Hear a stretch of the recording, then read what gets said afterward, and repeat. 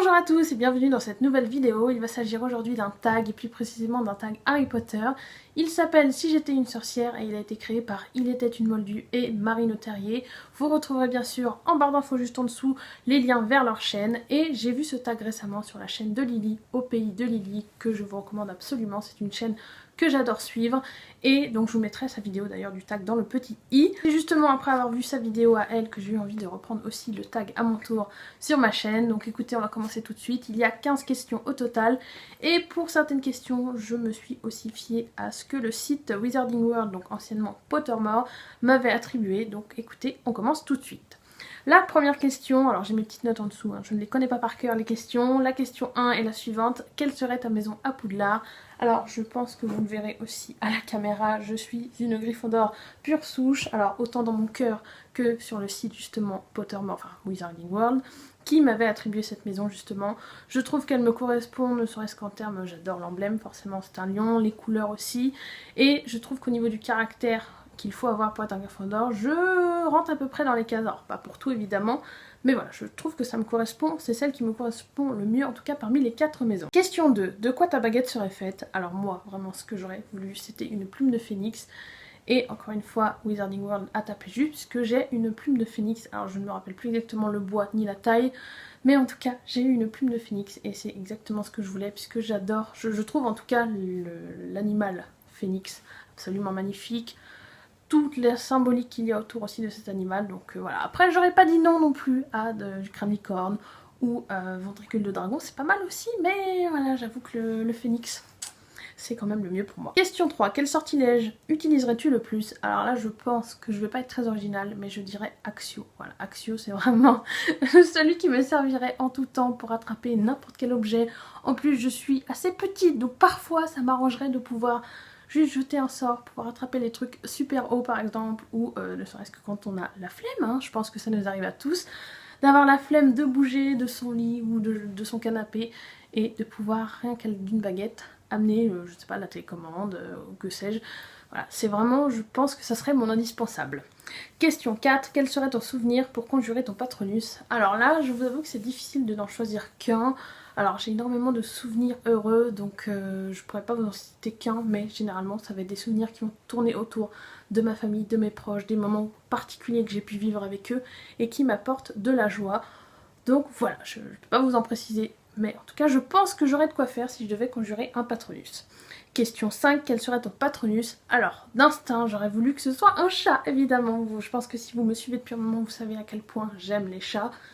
Mais Wizarding World m'a attribué le renard comme Patronus. Et en fait, après avoir lu 2-3 petites choses, ne serait-ce que la petite documentation qui est sur le site au niveau du Patronus du renard, je suis assez d'accord et je trouve ça assez sympa, mine de rien.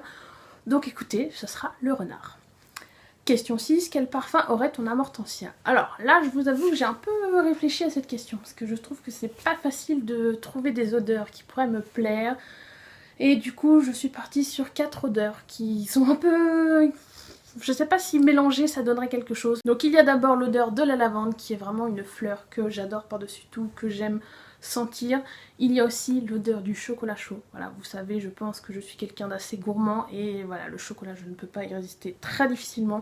Et l'odeur du chocolat chaud, c'est juste top. Ensuite, il y aura aussi cette odeur très particulière qu'il y a dans les voitures neuves. Je ne sais pas si... Je n'arrive pas à la décrire personnellement, mais je sais que c'est une odeur très particulière qui, moi, en tout cas, me plaît énormément. Et enfin, la dernière, je ne sais pas si vous serez d'accord avec moi, mais moi, j'aime énormément l'odeur de la pluie. Je ne sais pas pourquoi, mais c'est une odeur qui m'a toujours extrêmement plu.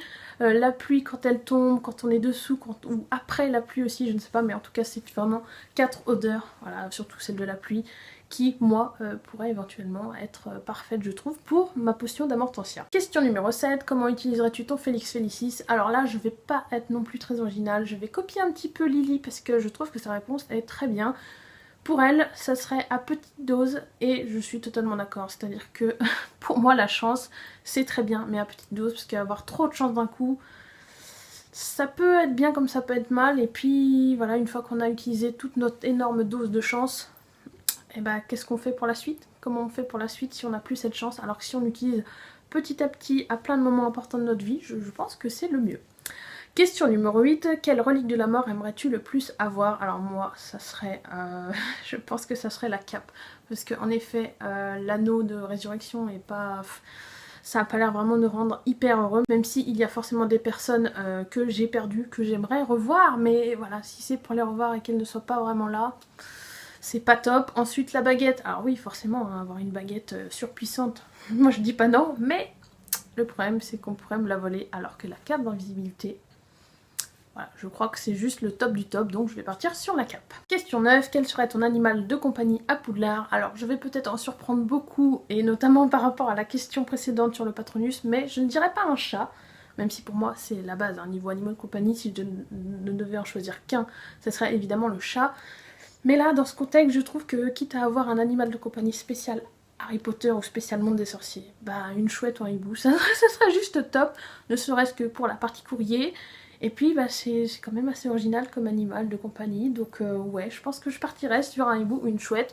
Et puis bah si on m'offrait une chouette comme Edwige, je dirais pas non, bon je l'appellerais peut-être pas Edwige, mais voilà, je la trouve assez magnifique. Alors je sais pas si celle qui est dans les films est vraiment une femelle, mais bon bref, en tout cas, un hibou ou une chouette, moi ça m'irait très bien pour aller à Poudlard. Question numéro 10, quelle serait ta matière préférée? Alors j'ai beaucoup réfléchi aussi et je pense que je dirais sortilège, puisque selon moi les sortilèges c'est la base de tout le reste. Donc à partir du moment où on s'éclate en sortilège, on peut aussi tout faire, ne serait-ce qu'en métamorphose, bon, alors, pas trop en histoire de la magie ou moins peut-être en botanique.